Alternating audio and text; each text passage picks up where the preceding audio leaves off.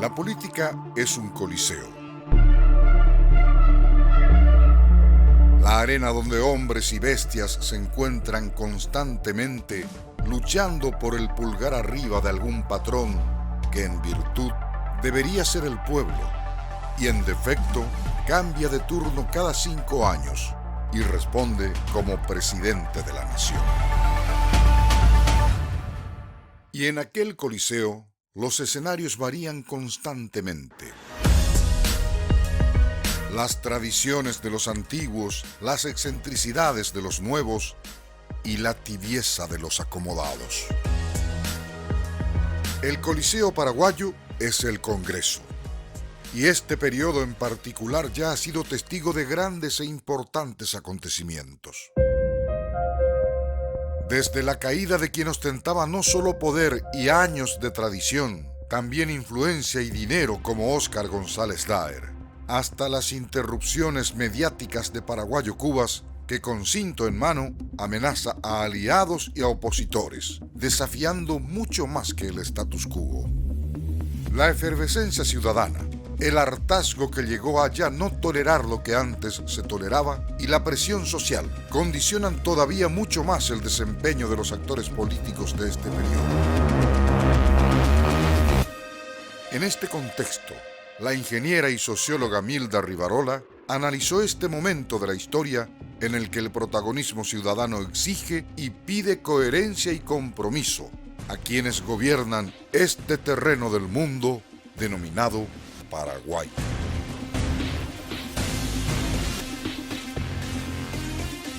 Bueno, Milda, realmente un placer poder conversar con vos. Hace rato teníamos ganas de hacerlo. Y es un poco para tratar de tener una lectura del escenario político local que hoy tenemos. ¿Qué tanto cambió, crees, en este tiempo? Si hay una variación respecto a los estilos de liderazgo hoy por hoy en nuestro país, si es que tomáramos los últimos 20 años o 10 años quizá como parámetro, como mejor te parezca. ¿Cuál es la lectura que haces sobre los tipos de liderazgo que hoy por hoy tenemos en nuestro país, Milda? 10 años es mucho porque es pasar de un intento de cambio de hacer política, que es el gobierno Lugo, ¿verdad?, a el retorno a una suerte de gobierno colorado que fue el de Cartes y al gobierno nuevo que tenemos ahora, ¿verdad? O sea, allí hay 2 cambios, hay 3 cambios abruptos si se considera el paso de Nicanor a Lugo también, ¿verdad? El nivel tan alto de desconfianza en instituciones políticas democráticas que tiene Paraguay y que está medido por Latinobarómetro, por el Banco Mundial, por todas las multilaterales que hacen ese tipo de comparación, busca figuras extrañas para entregar confianza, ¿verdad? Hay mucha diferencia de estilo, de intenciones, pero existe un tipo de liderazgo que es el mesiánico, que una sola persona puede tener o no puede tener partido, pero es la persona que nos va a salvar. Le damos todos los poderes y nos va a salvar, ¿verdad? Vivimos eso en manera muy violenta y trágica con Oviedo. O sea, ese fue el primer líder en que la gente, que gran parte de la gente confió para el cambio, ¿verdad? Vivimos de vuelta eso con Lugo y ese proceso fracasó, ¿verdad? Fracasó porque la vieja dirigencia se opuso a los cambios de sistema que se estaban dando, ¿verdad? Y ahora surgen como chispitas. Todos los tibios son ustedes, y vos salís delincuente también, y vos Filisolas callados, son la misma mierda. Frente Guazú, PLP, Pacha Querida, Colorado y Liberales, son la misma cagada, eso es lo que son.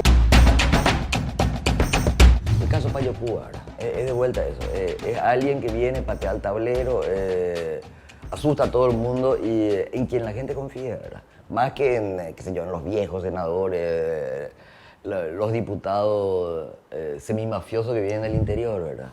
Ese es un tipo de liderazgo. Después está el otro que es el clásico clientelar, el de los grandes partidos políticos, o sea, liberales y colorados, que sufrió cambios desde comienzo de la década del 90 hasta ahora, y esos cambios se ven más en el interior, porque en el interior hay menos fachada y velo, ¿verdad? O sea, es como más natural Más lo que se hace. auténtico.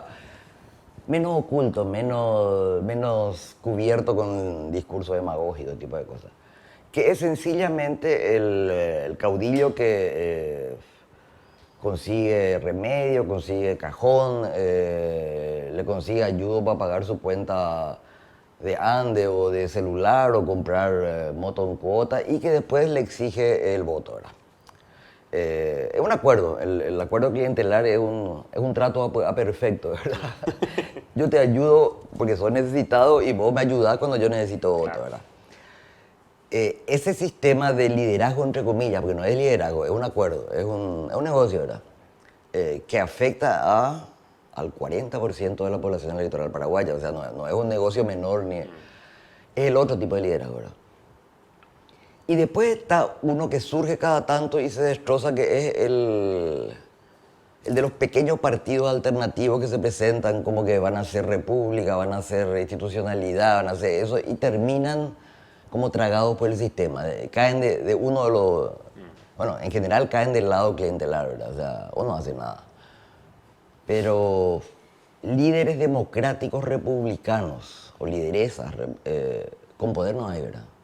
O sea, gente que tenga capacidad de cambiar el sistema hacia mayor transparencia, eficiencia, república, modernidad, ¿verdad? Eso yo no veo. ¿Y por qué, Milda, crees que seguimos respondiendo a esos estereotipos, al liderazgo mesiánico o al discurso del famoso mito del eterno retorno? El mirar para atrás y decir, esa época fue mejor y debería volver de alguna manera, porque está en nuestro ADN, porque finalmente respondemos a un patrón sociocultural, ¿o por qué? No sé que bueno, yo te voy a hacer referencias reiteradas a la historia, porque ese es mi campo y eso manejo bien, ¿verdad? Revolución de 1904. Fue menos cambio de lo que se dice que fue, porque era pasar de sistemas tradicionales, conservadores, colorados, al comienzo a conservadores liberales. Después hay cambio con los radicales, que es otro partido que surge, el Partido Liberal. Hay documentos maravillosos donde empieza el debate, ¿verdad? Empieza un nuevo debate político y no sé si es Gondra, uno de los intelectuales liberales dice, la función de la política es civilizar. No es solamente gobernar, castigar, recaudar, es civilizar, ¿verdad? Y yo creo que ese fue un fracaso grande de la transición paraguaya, no civilizó. O sea, adecuó prácticas viejas, creó así instituciones que parecían democráticas, ¿verdad? Pero no creó ni siquiera mitos nuevos, no creó ni siquiera relatos, leyendas de qué mal estábamos antes, miren qué bien estamos yendo ahora. No creó héroes nuevos, ¿verdad? Y ese es un fracaso de la clase política paraguaya, ¿verdad? Que pasó de una dictadura consentida, como decía Roa Bastos, a un sistema clientelar, corrupto, inestable. Sí, juro. Posición de la banda presidencial.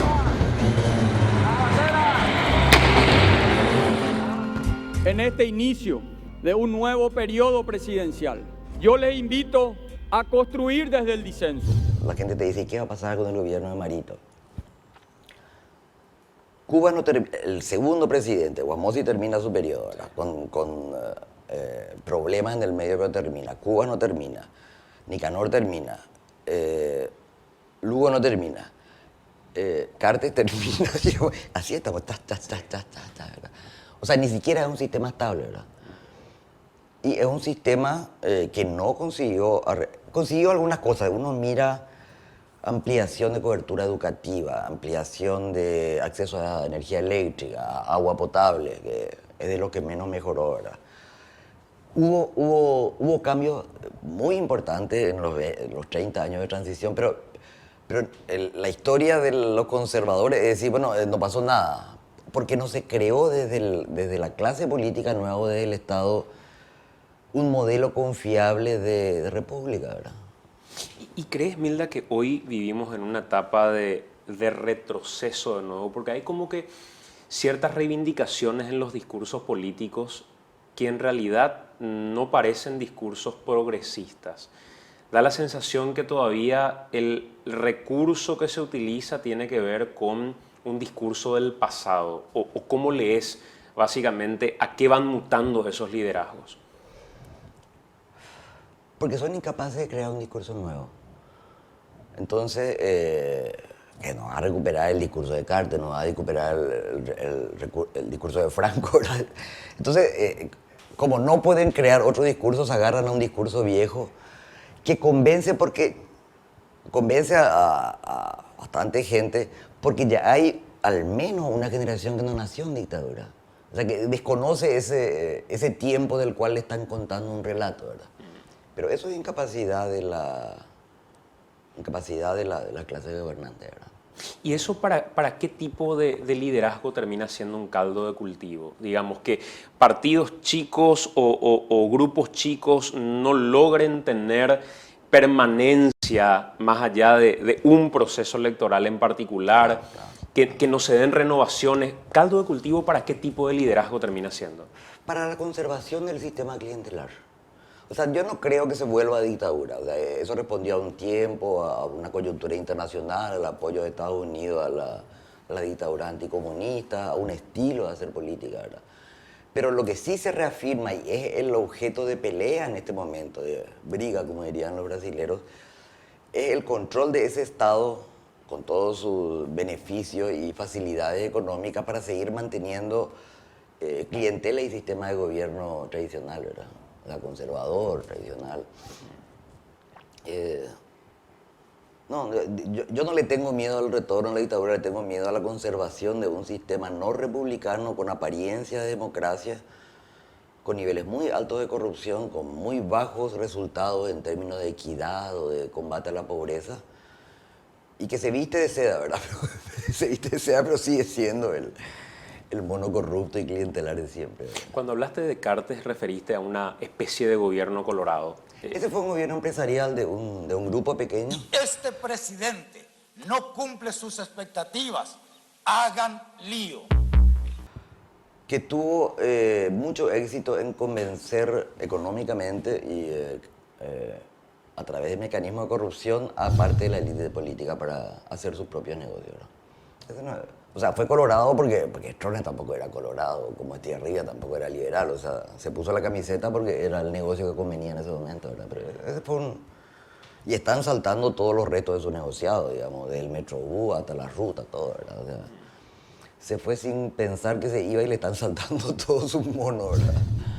Y que hoy, digamos, el quiebre dentro del Partido Colorado todavía permanezca, cuando todos pensábamos que iba a ser parte de un abrazo republicano inminente que se iba a terminar dando. ¿A qué crees que responde? No, porque Carter sigue financiando gente, sencillo. O sea, él tiene mucho que cuidar, digo. Y, bueno, gran parte del Parlamento respondió a su mensalao, como dicen los brasileños y Mengo Boxia, y sigue respondiendo a eso, ¿verdad? Y que Mario Abdo hasta hoy no se alía a Horacio Cartes. No, Mario Abdo es hábil. No se le puede identificar con el padre en ese sentido. Es políticamente hábil. O sea, recordar cómo le ganó a Carter en las internas y necesitas muchísima habilidad para eso, ¿verdad? Aliarse a su enemigo significa perder el poder, ¿verdad? Significa devolverle el poder al enemigo. O sea, no ganar para después dejar el campo de batalla y salir corriendo, ¿verdad? O sea, mientras Cartes siga financiando llanistas y cartistas, va a tener ese problema dentro, ¿verdad? ¿Y crees que es posible lograr terminar un mandato teniendo esa ruptura interna dentro del Partido Colorado? Se logra gobernar, y pienso sobre todo, bueno, pienso en Guamosi y pienso también en Nicanor, ¿verdad? Si consiguen mayoría parlamentaria. Así se gobierna en el Paraguay, porque el Parlamento tiene constitucionalmente poderes extraordinarios en Paraguay. O sea, es un Parlamento que no puede ser disuelto como sí podía ser en constituciones anteriores, y que puede cortarle la cabeza al Ejecutivo y a la Corte Suprema. una cosa rarísima, es un super parlamento legalmente, ¿verdad? Y es conseguir mayoría, y esa mayoría normalmente se consiguió en los otros 2 periodos estables, digamos, sumando a la fracción colorada, porque siempre hubo fracciones coloradas, no es de ahora nomás eso, ¿verdad? Parte del Partido Liberal o todo el Partido Liberal y parte de las representaciones pequeñas, ¿verdad? Y si consigue eso dura, ¿verdad? Si no lo tumban, o sea, ¿Y sobre qué bases es posible convencer a la oposición como para poder gobernar durante todo este tiempo? ¿Sobre qué tipo de acuerdos? ¿Otra vez el cuoteo político, el saber que tal funcionario va a ir a tal lugar? Es cuoteo, básicamente, para los colorados es cuoteo directo, para los liberales también suele ser cuoteo directo. O sea, te doy ese cargo o esos cargos y me das tu voto, ¿verdad? Que es más eficiente si el acuerdo es por el periodo y no por cada ley, porque si no es carísimo. O sea, si en cada ley vas a tener que meter un director y 10 operadores, el Estado se desfonda, ¿verdad? Pero es también por distribución de poder político, Corte Suprema, claramente. Que ya se está empezando a mover ahora, ya están empezando a prepararse juicio político para reordenar las cartas en la Corte Suprema. Y ya tenemos un ministro liberal con mayoría absoluta, tenemos otro ministro que... O sea, ya se dan esos cambios. Eso fue siempre, o sea, parte del apoyo del Parlamento es repartir poder judicial. Repartir también, que yo creo que va a ser el siguiente juego, Tribunal Superior Electoral, ¿verdad? Allí cada nuevo grupo liberal o cada nuevo grupo colorado quiere tener su gente, no quiere tener la gente que le restó de los gobiernos anteriores, ¿verdad? Después hay también, y algo de eso se hizo o sabe hacer Frente Guazú o Patria Querida, es acuerdo por leyes. O sea, están interesados en una ley de, no sé, reforma agraria, tributaria, lo que sea, ¿verdad? Entonces se negocian paquetes de leyes, ¿verdad? Y en general se votan todo un día para que no se traicionen, mandan 5 leyes diferentes y se vota todo en un día, ¿verdad? Pero eso es acá y en Hungría, o sea, eso es en todas partes del mundo, ¿verdad? Y ese es el mecanismo bueno de hacer política. El malo es, votás mi proyecto de ley a libro cerrado y yo te entrego cargo, ¿verdad? Ese es el que es muy negativo, ¿verdad? Pero convengamos que llega Mario Abdo Benítez con el discurso después de un gobierno que decía vamos a gobernar con técnicos y que después fue cediendo con el paso del tiempo. Llega Mario Abdo Benítez y dice claramente nosotros vamos a gobernar con la clase política y vamos a reivindicar a la clase política. Pero era también un guiño al cuoteo, a la prebenda y demás. Obvio. Si hoy tuvieras que hacer, Milda, una lectura de cómo y a qué está jugando Mario Abdo Benítez en estos primeros meses de gestión, ¿cómo lo describirías? Bueno, primero en 3 meses de gestión no gestionas nada. O sea, la fantasía esa que en 100 días se va a arreglar el país es parte de la propaganda política y del discurso mediático, ¿verdad?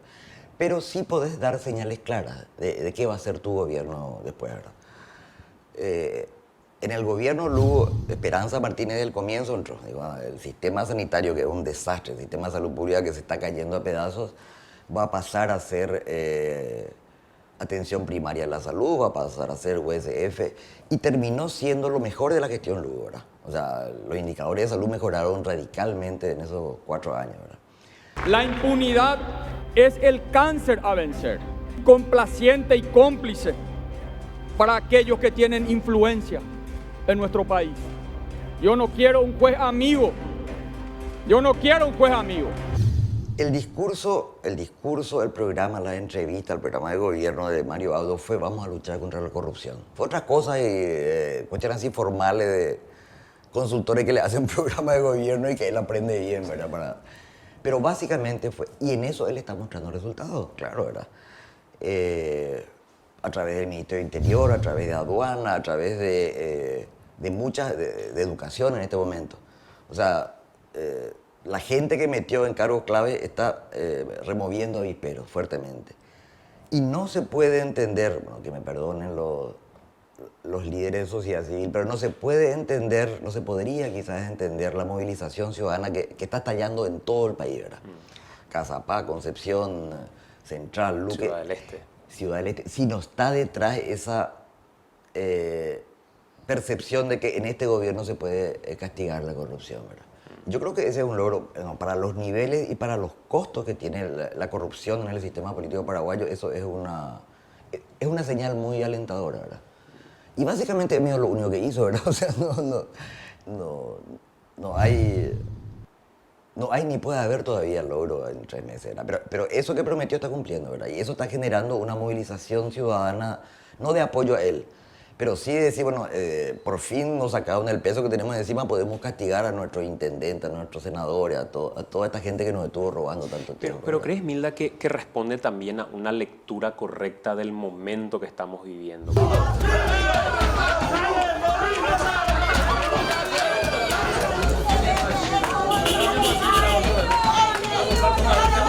Decretar la prisión preventiva de Ulises Rolando Quintana Maldonado.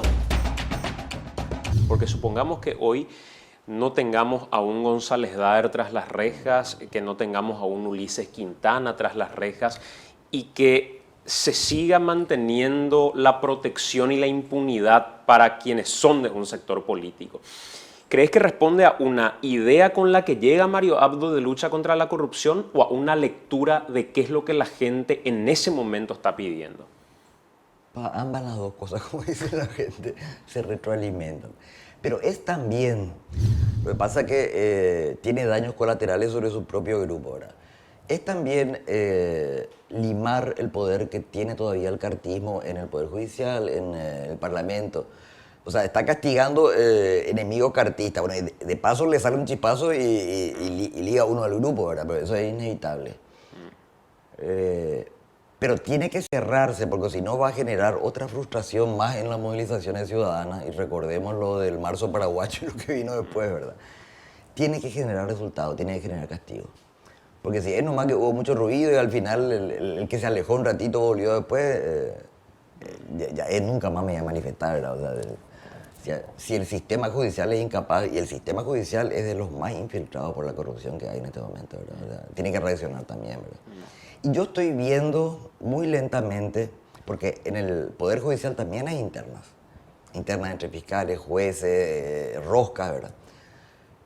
Que puedan acompañar en algún grado lo que está sucediendo en el resto del país y tratar de mostrar una cara un poco más maquillada, ¿verdad? Ya no te digo convertirse en ángeles, pero disminuir un poco esos niveles de ineptitud que tenían, ¿verdad? Y de alianza con la corrupción y con el crimen que tenían, ¿verdad? Y con respecto hablábamos de González Daer recién, a los grandes clanes que siempre manejaron determinadas zonas, ¿crees que parte de la lectura del momento que estamos viviendo es también el grito de la ciudadanía que ve que es posible derribar a esos clanes? Hablo del este del país, de la zona del Chaco paraguayo con los Núñez, de los González Daer en Luque. Concepción ahora, ¿verdad? Concepción ahora con los Urbieta. Por eso creo, Milda, que es una especie de el tiempo que estamos viviendo y los acontecimientos responden o no a ese tiempo.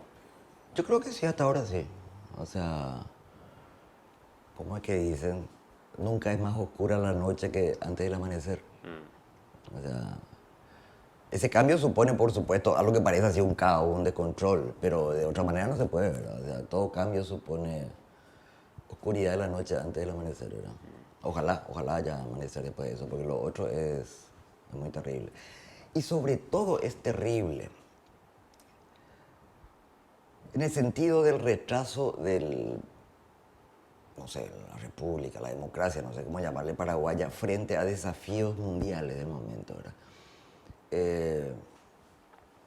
O sea, es como que el tren va muy rápido y estamos a punto de caernos al costado y a nadie le va a importar porque somos chiquititos, ¿verdad?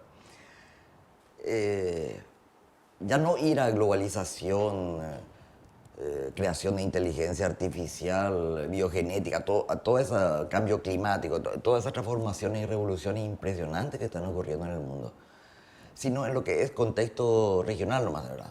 O sea, con las potencias y con los gobiernos que tenemos en este momento en Brasil y la Argentina, algo tiene que moverse en Paraguay para que podamos adecuarnos a esos desafíos, ¿verdad? Que son gravísimos. Son muy graves. Y estábamos nosotros ahí peleando en una internita cuando tenemos renegociación del anexo 6 de Itaipú, tenemos conflictos de población binacional, porque no son brasileños, son brasileros y son al mismo tiempo paraguayos en prácticamente la mitad de la región oriental del Paraguay. Tenemos retraso en reforma tributaria, tenemos una cantidad inmensa de problemas que se van a agravar cuando no te agarras a algo al tren y seguís adelante, ¿verdad? Cuando seguís nomás peleándote y de repente alguien te da un codazo y te vas al borde de la vía, ¿verdad? Milda, y en esa misma línea, mirando los desafíos que tenemos como país, hablabas del caso de las renegociaciones, las designaciones que hace Mario Abdo Benítez en su gabinete o con sus colaboradores en general, ¿crees que responden en qué casos sí y en qué casos no a las exigencias de esos desafíos que tenemos? Bueno, tampoco pidamos peras al horno o al horno, ¿verdad? Pero si uno mira interior y recuerda lo que era interior bajo Carter, ¿verdad? O lo que podría haber sido bajo otro gobierno. Si ves educación, si ves aduanas, hay cambios importantes. O sea, si ves Hacienda, yo fumo y yo compro cosas por internet. Me golpearon o me van a golpear las dos cosas, pero yo estoy de acuerdo con eso, ¿verdad? O sea, tienen que subir algunos impuestos y tiene que controlarse el contrabando que se hacía a través de compra de internet. Si ves niñez y adolescencia, o sea, también relaciones exteriores. Acordate de quién era el anterior ministro y qué hacía aparte de repartir pasaporte diplomático de amigos y socios, ¿verdad? ¿Y quién fue? Y quién fue antes, ¿verdad? Yo creo que en algunos consiguió meter gente clave en algunos lugares clave, ¿verdad? Y salvo Villamayor, ¿verdad? En general, no, Villamayor y Castiglione, digamos. Muchos otros salen de fiscalía, o sea, salen de otro mundo que no es el político, ¿verdad? Y por eso mismo van a tener más capacidad de arreglar los problemas de algunos ministerios, ¿verdad? Y después lo que tuvo que hacer, y eso es demasiado evidente, es satisfacer a la clientela que estaba chillando por puestos porque la apoyó, con puestos que a menudo son importantes. O sea, el INDI es importante, el INDER es importante. Senavital es importante. SEAM es importante, con cualquiera. O sea, el que vino y le pidió el cargo, bueno, andate ahí mi hijo, andate ahí mi hija, porque eso es lo que tengo para vos y para tu gente, ¿verdad? Que son espacios ministeriales que a él no le importan mucho, pero que son importantes, ¿verdad? O sea, la SEAM para lo que es futuro paraguayo es casi tan importante como educación, ¿verdad? Pero ahí mandó nomás su... Pero Pero ahí pagaba la deuda, digamos. Tiene que pagar la deuda, digamos. Para la deuda. Y no sabés lo pedigüeños que son los deudores. Dios mío. O sea, y lo amenazantes que son, ¿verdad? ¿Y qué rol crees, Milda, va a jugar en este escenario y sabiendo que hay una elección en la Junta de Gobierno, el cartismo? ¿A qué va a jugar el cartismo? Recuerdo un discurso de Cartes donde dice, quienes quieran tener algún cargo, cuenten con este servidor, ya en oposición o en disidencia con Mario Abdo Benítez, como diciendo, acá van a tener un financista y prepárense que yo voy a estar de su lado. ¿Qué rol va a jugar el cartismo durante este tiempo de gobierno de Mario Abdo? Oposición y intriga, claramente. Y probablemente chantaje y negociaciones para tapar algunos casos de corrupción muy evidentes, ¿verdad? O sea, necesita protegerse. Él y su gente, ¿verdad? No solamente él, ¿verdad? Ahí tenés a varios de sus ministros metidos en los grandes negocios, ¿verdad? Entonces, probablemente termine negociando impunidad a cambio de retiro de voto negativo, ¿verdad? Pero él ya fue. O sea, yo creo que él ya fue y sigue teniendo plata. O sea, tiene el poder de su dinero, ¿verdad? Cuando decís ya fue, hablas político. Fuiste, como dicen en mi país, fuiste. Pero, a ver, el fuiste políticamente es no verlo como un presidente de la Junta de Gobierno, no verlo como un candidato a algo posteriormente. ¿Quién es el presidente actual de la Junta de Gobierno? Aliana. ¿Y quién es? ¿Qué es? Nada. O sea, en Pilar sí, porque ahí tiene sus grandes negocios. La presidencia de la Junta de Gobierno no importa un bledo. O sea, ¿desde cuándo el Partido Colorado, a través de su Junta de Gobierno, tuvo capacidad, que es lo que deberían tener, lo que tienen otros países con democracia seria, ¿verdad?, para ordenar o consensuar votos de su bancada? Nunca. La bancada colorada hizo lo que quiso, la Junta de Gobierno dijo lo que quiso, nunca se encontraron. Los poderes formales de los dos grandes partidos no tienen incidencia política. O sea, salen en la foto, ese tipo de cosas, ¿verdad? Está ahí, no, o sea, no. El poder no está allí, el poder está en el Parlamento, ¿verdad? Cuando en Colombia gana Duque, el que sale a hablar primeramente es Petro. Y dice Petro, yo a partir de este momento voy a liderar la oposición en base a ese más del 40% del electorado que no se ve representado en este gobierno. Mientras tanto, en Paraguay da la sensación que la oposición aparece en tiempos electorales y sus líderes desaparecen el resto del tiempo. Salvo el caso quizá de Efraín Alegre, que tuvo un rol importante en el caso de la enmienda constitucional y demás, y ganó también un protagonismo. ¿Cuál es el rol de la oposición más allá de lo electoral, Milda? Tenés que leerlo, Eligio Ayala. Eligio Ayala piensa y escribe, que es el mayor estadista y pensador que tuvo el Paraguay, pero de lejos, o sea, ni Carlos Antonio López, ni nada. Eligio Ayala es el estadista paraguayo, ¿no? Y él decía que en la política paraguaya no había lealtades ni oposición, había cómplices o enemigos. Y con esa lupa podés leer hoy el escenario político. ¿Es tu cómplice o es tu enemigo? O sea, y a eso jugó la oposición siempre, ¿verdad? O sea, mientras no lograra alguna forma de complicidad con el poder, te hacía oposición, ¿verdad? Y cuando lograba, se borraba, ¿verdad? O sea, Y en esa línea de lograr complicidad, ¿crees que responde a eso la decisión de Mario Abdo de ir a visitar la sede del Partido Liberal, de ir posteriormente a la sede? Eso tiene que haber sido posterior a acuerdos anteriores. O sea, ese fue el, como dicen los franceses, pour la galerie. Eso para mostrarle a la galería que ya eran amigos, ¿verdad? Para la foto. Claro, pero los acuerdos debieron haber pasado ya antes, ¿verdad? Y eran obvios. O sea, la alianza, no sé cómo llamarle, bancada Mario Abdista con la de Alegre, con la de Frente Guazú, probablemente con parte de PPQ, que ahora ganó otra vez protagonismo, ¿verdad? Son claras, ¿verdad? Son obvias. O sea, esos son los pactos posibles en el Parlamento ahora, ¿verdad? El Parlamento, Milda. Miremos hoy el Parlamento que tenemos. ¿Te parece que vale la pena?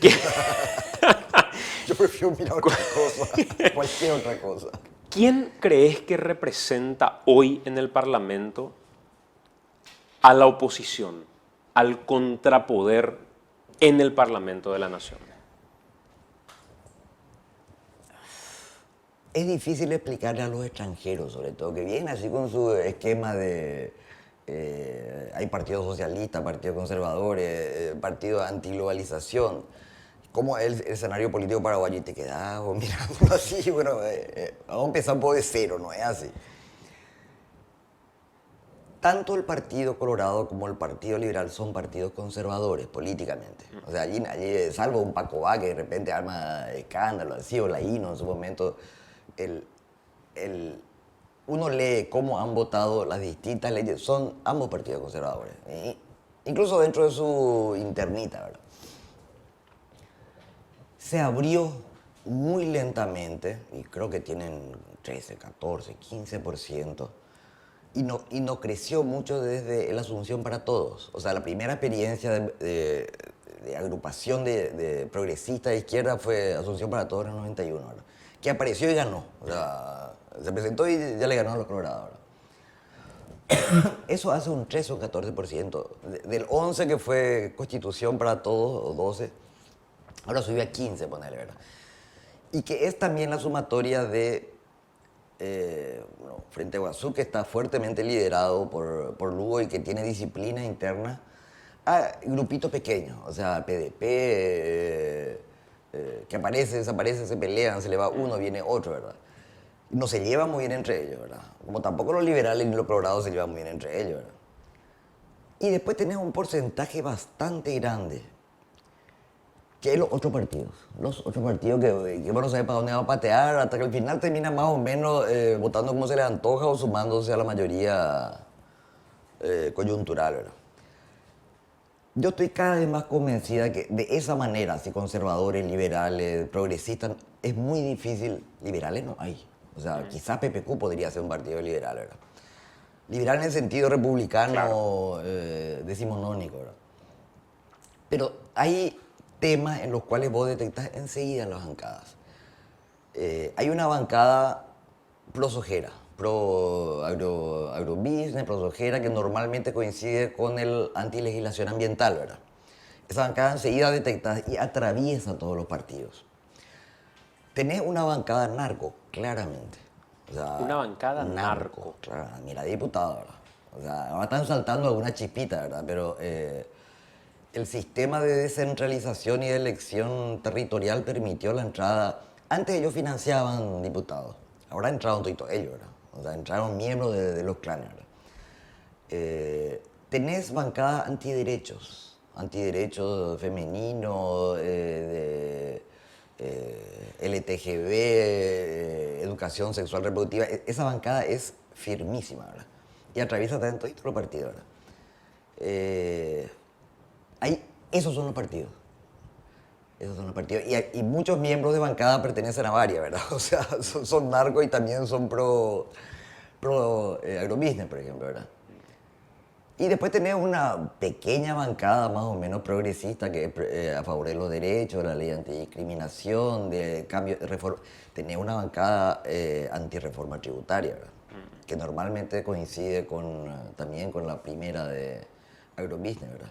O sea, ayer de tarde estaban amenazando con... Exacto.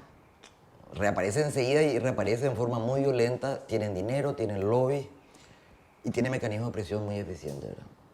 Milda, y cuando... Ahí ya no hay más colorado liberal, nada. Esa es la bancada... Es agenda. No, es bancada. Actúan con muchísima coherencia. O sea, cada vez que reaparece un proyecto de reforma tributaria, crack, se aglomera esa bancada y sale y para, ¿verdad? Milda, y mirando esa composición que describís del Parlamento, ¿crees que hay una voz que decís, esta voz es necesaria dentro del Congreso? ¿Esta voz es quizá algo que requiere un Congreso como para poder hacer frente, por lo menos en el discurso, por lo menos en la oposición? Sí, no te sirve una voz, tenés que tener bancadas. Salvo que, yo no sé tampoco si sirve, ¿verdad? Salvo que la prensa multiplique los ecos de algunas voces, ¿verdad? Hizo un tiempo largo con Katia González, ¿verdad? A través de las redes, hizo mucho tiempo con Desiree Masi, ahora está haciendo con Payo. Como que la prensa repite, llena de ecos, magnifica voces estridentes, que no necesariamente son las que están expresando, o sea, políticas o proyectos. O sea, ¿qué espacio tiene Blanca Ovelar en la prensa, verdad? Que es una persona que es una de las mejores senadoras que tiene el Parlamento paraguayo, que tiene un proyecto educativo, que tiene idea del Estado, que las 2/3 partes del Parlamento no tienen la más mínima idea de lo que es el Estado, ¿verdad? ¿Qué pasos tiene Esperanza Martínez, que también es excelente, ¿verdad? O sea, ella fue administradora de salud, tiene una visión muy clara, y no tiene espacio, ¿verdad? Pero viene alguien, te hace el zapateo español ahí con Castañuela y todas las cámaras encima por un tiempito hasta que el público se aburre y se van a otro Castañeo lentejuela, ¿verdad? ¿Y crees que la prensa termina convirtiéndose en esa bancada de esa voz estridente? Sí, pero esa voz estridente no dice nada. Esa voz estridente no, o sea, no dice lo que tiene que ser dicho, ¿verdad? En forma coherente y no arrastra consenso y voto, ¿verdad? Me meto ahí. Estridencia nomás, o sea, griterío. Me meto ahí al capítulo que era uno de los que nos convocaba como para una lectura de su situación, el capítulo Payo Cubas. Payo Cubas es esa voz estridente, porque decías recién, es estridente, nomás no dice nada. Pero en contrapartida... No, Payo también hace cosas. Payo vino a patear el avispero. Sí. Y había mucha gente que tenía ganas de patear ese avispero, ¿verdad? Ahí viene y pateó, no le importa, ¿verdad? Y es curioso porque la política es cuerpo. La lucha política es poner el cuerpo. No solamente la voz, la estridencia. Él pone el cuerpo, físicamente pone el cuerpo. que es lo, de la historia de ir a defecar en el despacho de un juez, ¿verdad? Porque finalmente la política es la lucha de cuerpos, ¿verdad? Y él hace eso, curioso, ¿verdad? Curioso. Bueno, yo no estoy personalmente de acuerdo con definiciones políticas y manifestaciones políticas que él hace, pero lo que está haciendo en términos de desenmascaramiento de las roscas internas es muy llamativo, ¿verdad? ¿Y a quién representa, crees, Milda? Cuando lo ves. Yo le conozco a Payo hace 30 años. Él mismo. A él mismo. Payo siempre fue así, o sea. Ahora creo que está más enojado que antes, pero él siempre fue así, o sea, frontal de ir a chocar. Pero cuando digo a quién representa, mirando a la sociedad que a veces se manifiesta. A lo indignado, a la gente. Bueno, por ahí indignado es un adjetivo, un sustantivo muy pretencioso. A la gente que está cansada, harta, que no veía salida, que se dejaba nomás así robar, humillar, golpear y no podía reaccionar. Y de repente aparece el Robin Hood, así que entra pateando y le quiere. Él habla y lo define como el voto bronca. Sí, claro, es rabia de la gente. Es rabia de la gente. Acumulada, ¿verdad? Acumulada hace mucho tiempo. ¿Y en qué medida crees que ese liderazgo... Yo creo que es terapéutico. O sea, ¿Por qué terapéutico? En el sentido de curar, de sentirse representado y curar la rabia de la gente, ¿verdad? Porque esa rabia expresa carencia, corrupciones, errores, indiferencia. ¿Qué era una de las últimas frases célebres del expresidente Carter? ¿Qué le dice usted a los jóvenes? Balín de goma. Balín de goma. O sea, esas rabias que se fueron, no nos escuchan, nos humillan, nos expropian, nos roban. De repente apareció un pateador de avispero que devela también y refleja también la incapacidad del sistema político de canalizar esa demanda. O sea, de hacer incorporación de esas reivindicaciones ciudadanas y de satisfacerlas. Entonces, tiene que aparecer gente como ellos, ¿no? Y en esa línea de reivindicaciones, el cómo construye sus reivindicaciones Payo Cubas, escamoteando parte de las luchas de otros sectores políticos, ¿crees que es parte de una estrategia? Porque habla del latifundio y le resta cierto protagonismo a quienes siempre llevaron esa bandera. Reivindica la dictadura, pero dice la dictadura de Francia, no la dictadura o la tiranía de Stroessner. ¿Por qué crees que construye? ¿Es una cuestión que dice porque dice o porque es parte de algo pensado y planificado? Payo es de origen colorado, o sea, él es de familia colorada, él fue diputado colorado un tiempo, dice yo, ¿verdad? No hay una tradición, lamentablemente, porque hasta la década del 30 no hay una tradición intelectual crítica dentro del coloradismo, no hay. Hubo hasta, jurídica hubo hasta la constituyente, ¿verdad? El 91. Los liberales sí tenían una tradición ilustrada que también desapareció después del 40, ¿verdad? El mayor teórico al cual se van a referir cualquier líder colorado que se considera así un poco ilustrado es Natalicio González, que no podés creer lo que cuando le lee, ¿verdad? O sea, de ilustración nada, de república nada, ¿verdad? O sea, ellos no tienen fuentes donde abrevar conocimiento político republicano, no tienen. Entonces te dice cualquier cosa. Y por ahí hay gente que incluso se considera Pinandí o Guión Rojo, cualquier cosa te dice, ¿verdad? Porque no hay una escuela teórica de formación política, tampoco para los liberales. Y no sé si para la izquierda. O sea, pero no crees, Milda, se mueven por relatos nomás, se mueven así por versiones, y cuentos, mitos, relatos. O sea, no tienen un discurso políticamente coherente, ¿verdad? Ni moderno. Pero por eso pregunto, Milda, si nos responderá a una estrategia en la que lo que se pretende es escamotear lo que prenda en algún sector colorado que todavía vea la dictadura como algo que tiene que volver, o no solamente Colorado, quizá otros sectores también, que le haga un guiño a aquellos sectores que hablan del latifundio. Por eso digo, de lo variado que reivindica, me da la sensación que escamotea parte de muchas banderas. No sé, que esa capacidad tenía. No sé si es lo mismo, ¿verdad? La capacidad de impregnar una esponja, ¿verdad? Que se va impregnando de los colores y de las sensaciones que están en torno, ¿verdad? Entonces vos le ves y algo que está así lleno de colores e ideas, eso ya es que linda decir, pero es como impregnación nomás, ¿verdad? Pero eso es bastante propio de político paraguayo. ¿Vos no te acordás, porque vos sos joven, cuando dentro del Partido Liberal la INO repartía estampita con la imagen del Mariscal López? Así no, porque estaba de moda ser lopista, entonces los liberales se volvieron lopistas y decían, ¿qué pasó acá? O cuando se pusieron a votar en contra del divorcio, son liberales, ¿cómo van a votar contra la ley del divorcio?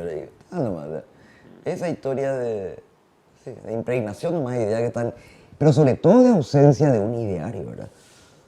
Que bueno, en la República posguerra grande, hasta la Guerra del Chaco, los partidos tenían ideario, discutían. Era gente que pensaba políticamente el Paraguay y el mundo, ¿verdad? Eso ya no es ahora.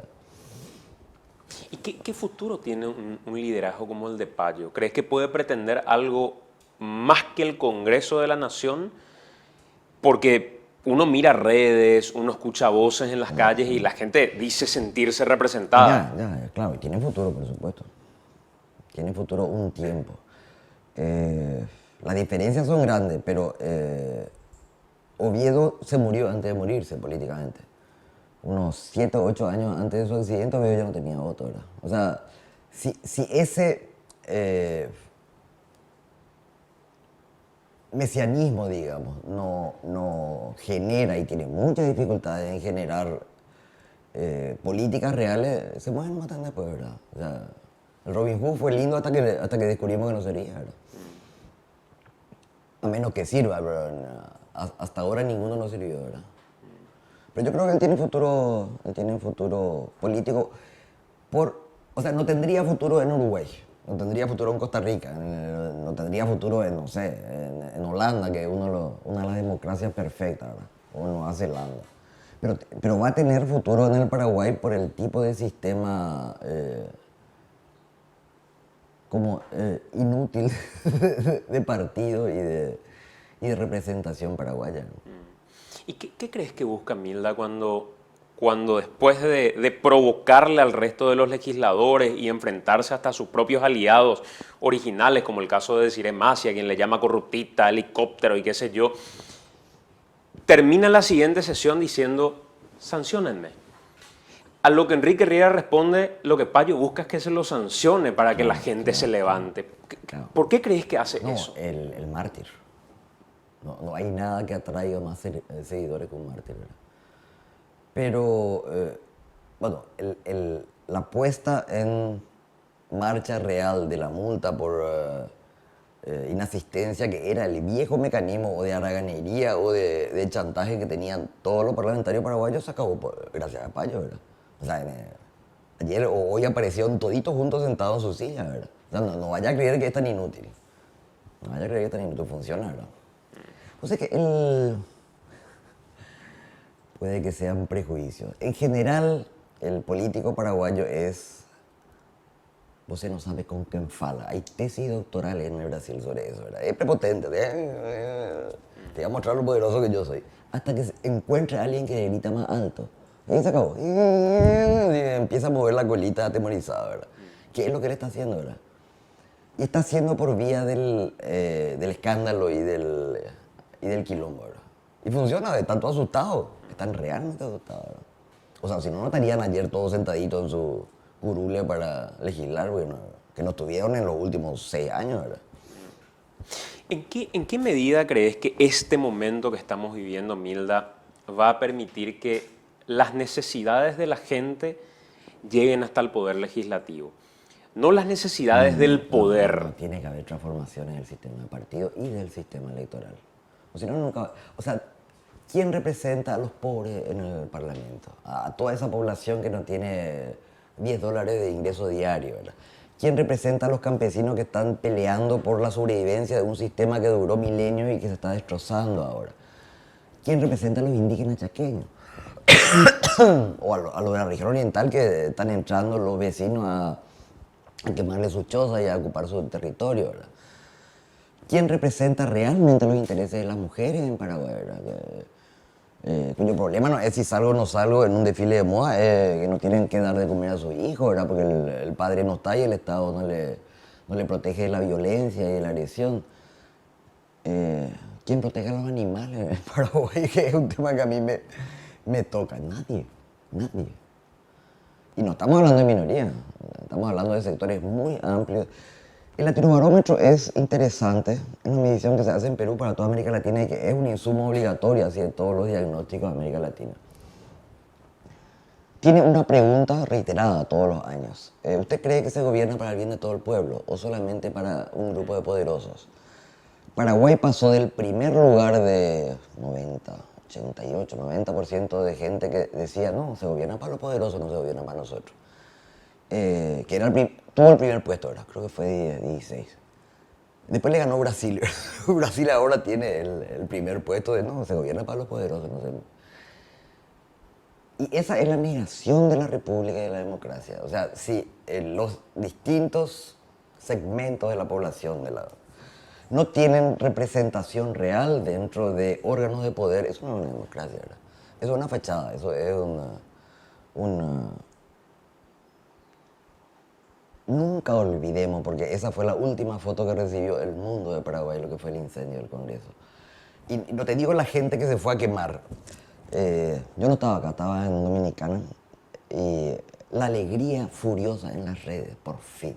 Pues, Dios mío, o sea, esto se supone que es el símbolo de la democracia paraguaya, ¿verdad? La gente deliró de alegría cuando vio eso. Porque ahí estaban los que... teniendo que representarles, no representaban, ¿verdad? Ahí estaban los que les traicionaban todos los días. Mientras eso no se transforme, y para transformar eso, yo creo que sobran los partidos conservadores, debería haber uno nomás, ahora hay 2,5, ¿verdad?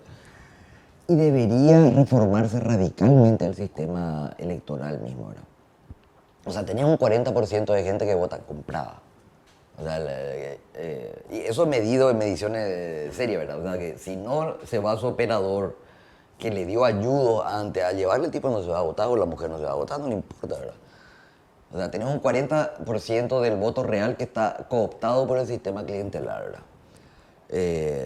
Tenés cosas rarísimas, jueces y actores, jueces y delincuentes al mismo tiempo. O sea, el tipo que está sentado en la mesa, que se reparte entre 2 o 3 partidos nomás, es el que está interesado en que su partido gane, ¿verdad? O que su partido tenga más votos, porque de eso depende. Y por eso carga después votos después de las 2 o 3 de la tarde cuando está vacía el local de voto, ¿verdad? Por los partidos interesados en que se vote de uno u otro lado, ¿verdad? Yo recuerdo, estaba en Francia y una amiga mía, vivía en Francia, y una amiga mía me dice, fui sorteada para estar en la mesa de voto. O sea, ese control es ciudadano en los países, no es partidario, ¿verdad? Porque si no se juega y parte, ¿verdad? Y me voy yo, ahí sí, quería ver una elección, y me empiezan así a repartir papeles, eso, y me preguntan de qué parte de Francia soy, y no soy paraguaya, fuera de esta mesa inmediatamente. Pero me frustró mi diversión, porque yo quería ver cómo era la... Pero la ciudadanía tiene que controlar y defender su voto. No podemos meter al zorro a controlar el gallinero, que es el caso paraguayo, ¿verdad? Y si no quiere votar, que no vote, pero en Brasil no podés llevar gente, 20 personas en un furgón a un local de voto, o sea, directo te vas a la cárcel. O sea, el sistema de reo que acá es la cosa más normal del mundo. O sea, hay que purificar ese sistema tan bastardeado que es nuestro sistema electoral, ¿verdad? Porque ahí no cambia nada, con esa gente no cambia nada. Hay un par de preguntas que quiero hacerte respecto al sistema electoral y a la reforma eventual electoral, pero no quiero dejar pasar eso que mencionaste respecto a la quema del Congreso. ¿Vos crees que esa quema del Congreso fue un acto de vandalismo, como dicen algunos, o la quema del Congreso fue una reivindicación de la ciudadanía? Elías Canetti. Elías Canetti se murió hace décadas, premio Nobel. Él estudia con el incendio del Poder Judicial de Viena, 1927, 28. Habían policías mataron obreros, se hace el juicio, el Poder Judicial libera a los policías, ¿verdad? Surge una masa en Viena, que Viena tenía un sector rojo muy fuerte, ¿verdad? Viena la Roja le llamaba, ¿verdad? Que va a quemar, y quema el Poder Judicial, quema 3 días el Poder Judicial. Y mandan policías, mueren 200 personas, ¿verdad? Elías Canetti hace un estudio acerca del poder, de las masas y el poder del fuego. Mientras haya, es muy creído y considerado en ciencia política, de pronto la gente que estaba en una marcha pacífica o que estaba tomando tereré delante de su casa, digamos, ante algún evento grande que tiene fuego, o sea, que hay fuego. Por eso el pánico de la policía es cuando los manifestantes se ponen a quemar ruedas o empiezan a crear focos de fuego. Se aglomera en torno al fuego, ¿verdad? Le puede poner policía, bala, tractor, no se va a ir de allí mientras esté el fuego. O sea, el fuego como aglutinante de las masas. Esa masa no es la sumatoria de las personas. Normalmente no tiene liderazgo. O sea, es un fenómeno siglo XX que está bastante estudiado sobre todo, ¿verdad? Y que ahí no le puedes decir liderazgo, culpa, intención, nada. O sea, es como un gran animal furioso que se mueve, ataca. Los partidos de fútbol, esas son otros tipos de doble masa. O sea, tenés a dos grupos, ahí no hay racionalidad, no hay, o sea, empieza a haber algo en uno de esos y no hay policía que pare eso, ¿verdad? Es un fenómeno de ciencia política que nosotros no conocíamos porque tampoco teníamos... en el marzo paraguayo se formó eso, ¿verdad? En la plaza había 2 masas enfrentadas, ¿verdad? Y que hay masas buenas, las de los conciertos de rock, esa es una masa. O sea, voy a decir quién dirigió eso, por qué están contentos, nada, no, es una especie de animal multihumano, digamos, que a veces está contento, a veces canta, a veces se pelea con el otro animal que está enfrente, pero si hay fuego en el centro, y ese fue un error inmenso de la policía, si es que fue error y no fue voluntario, ¿verdad? Si no apagás de inmediato el fuego, se te arma la masa. Y ahí no hay culpable, no hay inocente, nada. Es una masa, que es lo que se puede ver. No, yo vi filmaciones, ¿verdad? Que una masita, pues no había tampoco tanta gente, pero eso es lo que se formó, ¿verdad? Milda, en esa línea de lo que decís de las masas, me recuerda a un sociólogo que es Manuel Castells, que habla de sus redes o las redes de indignación y esperanza, que responde un poco a un momento que estamos viviendo y sobre cómo la gente va encontrándose en su indignación hasta que se ve en una plaza y nunca se conoció, pero encuentra que hay mucha empatía en general. Me suele decir ante ese planteamiento Nicanor Duarte Frutos que él considera que esas reivindicaciones que se encuentran en las plazas, si no tuvieran un liderazgo visible, no perdurarían. No. ¿Qué pensás? No, es Castells. Es Antonio Negri. Antonio Negri, y creo que es Gerhard Berger, un crítico de arte norteamericano. Fueron 2 textos muy leídos en el 2005, 2006. Uno se llama Imperio, que es una historia del presente, digamos, de finales del siglo XX, y el otro se llama Multitud, es una maravilla. Son libracos de 400 páginas cada uno, ¿verdad? La izquierda tradicional les odia, o sea, ambos, ¿verdad? Toninelli sale de Bandera Rossi, sale del grupo de izquierda dura italiano, ¿verdad? Es un politólogo muy respetado en Italia, ¿verdad?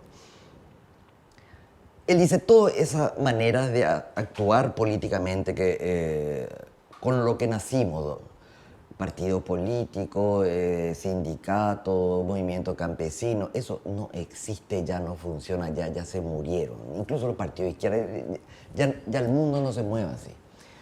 Y eso tiene que ver con globalización, NTICs, con la creación de redes que están aglomerando a todo el mundo, ¿verdad?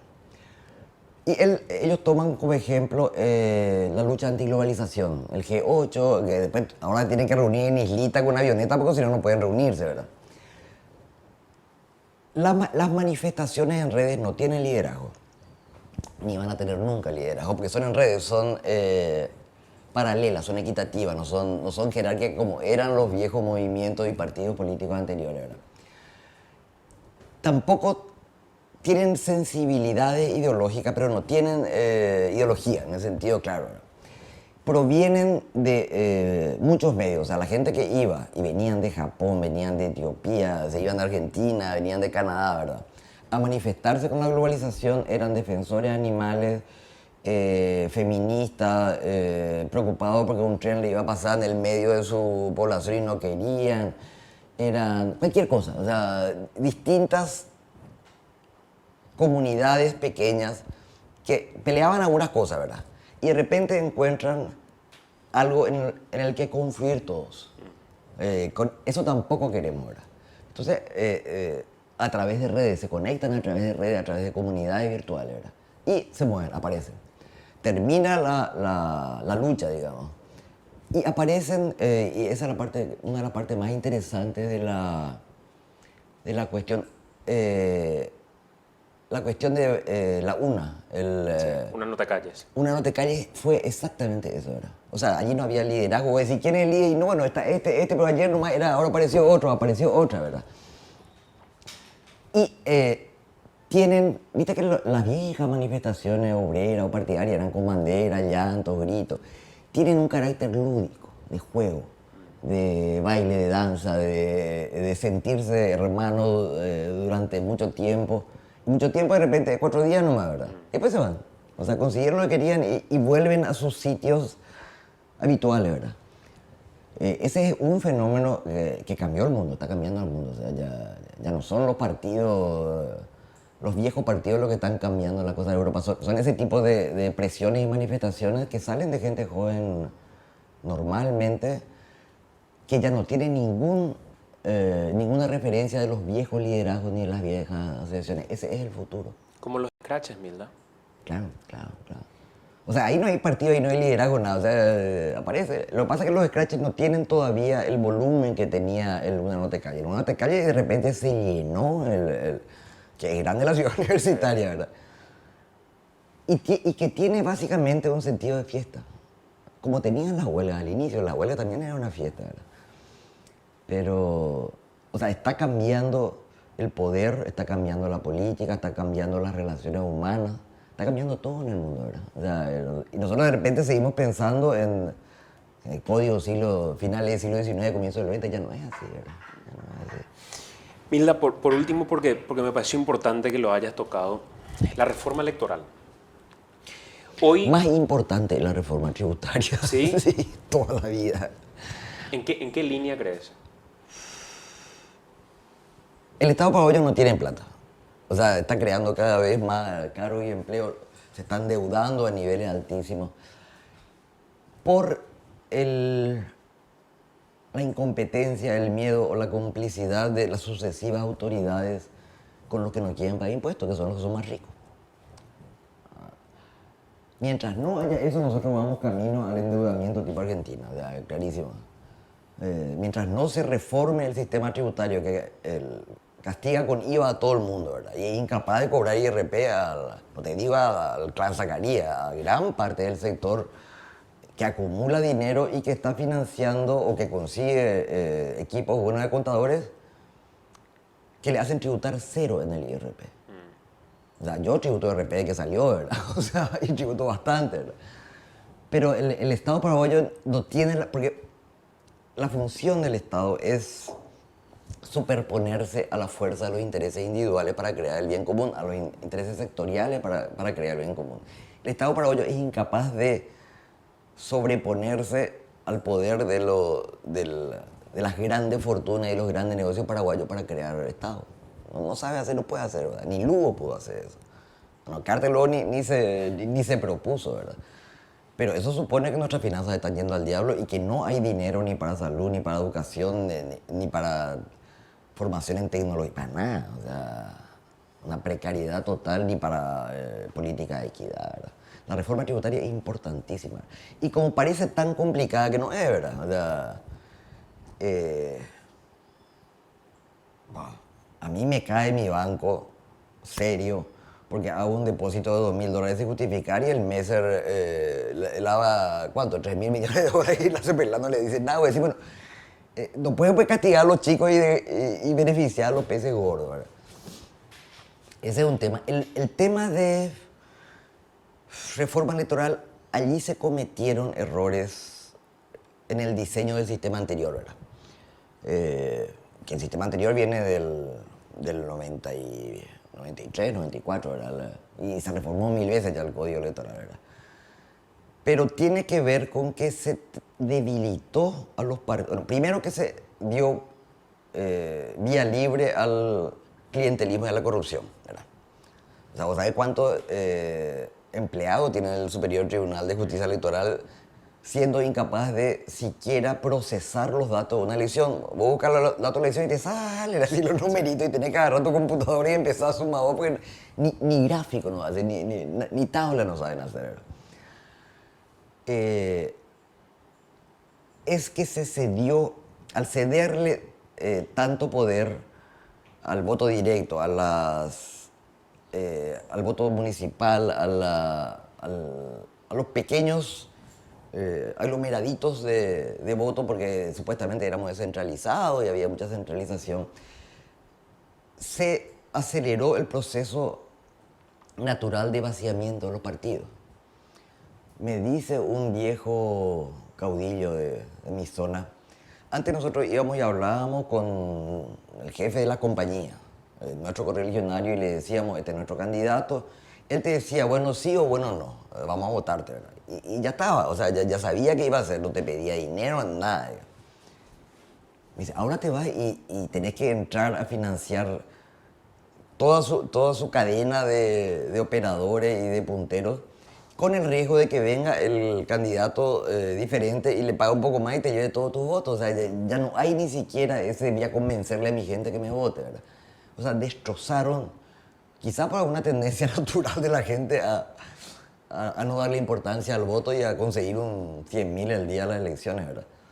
Pero se vació el sistema electoral de contenido, ¿verdad? Con la historia de darle tanto poder a los candidatos mismos antes que al partido y al candidato que puede financiar a sus operadores y meter cualquiera en la lista, pero cualquiera. O sea, ¿qué control tienen los partidos de sus listas? Ninguno. ¿Y es una solución en la eliminación de las listas sábanas, por ejemplo? Van a encontrarle la vuelta. O sea, la lista sábana quiere decir que el partido aceptó que 15 o 20, que son los que entran en el Senado, pasaran por una interna previa, ¿verdad? Entonces es la interna supuestamente la que crea la lista sábana. Vos retirás la lista sábana, esa interna va a ir directo ahí. O sea, cada uno va a ir metiendo, entrando por la cantidad de dinero que tiene para comprar a su gente. Va a saltarse nomás o sea, su interna se va a convertir en la nacional, ¿verdad? Yo llegué a tener, se me robó, ¿verdad? Boletines de voto entre 1927 y el 30 hubo muchas elecciones democráticas, o sea, con los candidatos colorados, liberales. En ese sistema liberal, pueden decir, bueno, había menos gente. Bueno, pues también había menos tecnología de conteo, ¿verdad? En ese sistema, en la lista aparecían 3 o 4 que el partido dice, esta gente yo quiero que esté acá. O los 10 que normalmente entraban y que decían, el partido quiere que... Esto le propongo como liberal y colorado. El sistema era abierto y con tachas. A mí no me gustó ese segundo porque yo sé bien que el usurero es mi pueblo, ¿verdad? Le tachaban al tipo físicamente y agregaban el nombre de la persona que querían. Era maravilloso, ¿verdad? Una libertad así. Podía tacharle todo, ¿verdad? Una tacha suponía que el voto positivo que otro le dio no servía. Era un voto negativo hacia la misma persona, ¿verdad? Bueno, eso se puede hacer ahora, bueno, se puede hacer ahora perfectamente con tecnología. Puedes contar esos votos en segundos, ¿verdad? O sea, deja que la gente proponga sus propios candidatos, deja que la gente misma tache candidato partidario, ¿verdad? No te digo que eso es lo ideal, pero hay miles de formas de darle libertad al electorado, ¿verdad? Porque hace rato cuando hablabas del diputado narco o Diputados y diputadas. o los de todo eso. legisladores en general narcos, me ponía a pensar en si eso se fortalecería o Claro, se claro. eliminaría con la eliminación de la lista sábana. Para entrar todito. O sea, ¿cómo competir con un narco a nivel de compra de operadores? Jamás. Y no hay como bloquearle con una ley de financiamiento político, decís. ¿Hace cuánto tiempo que están arrastrando esa ley de financiamiento sin aceptar? No te van a aceptar los políticos eso, porque, o sea, ellos se quedan sin plata y ¿quién les vota? O sea, gente que no tiene ningún liderazgo personal, que está allí porque compró con dinero negro, con dinero sucio, votos, no te va a votar en contra de eso, se va a la calle, ¿no? Se cae el caballo ahí mismo, ¿verdad?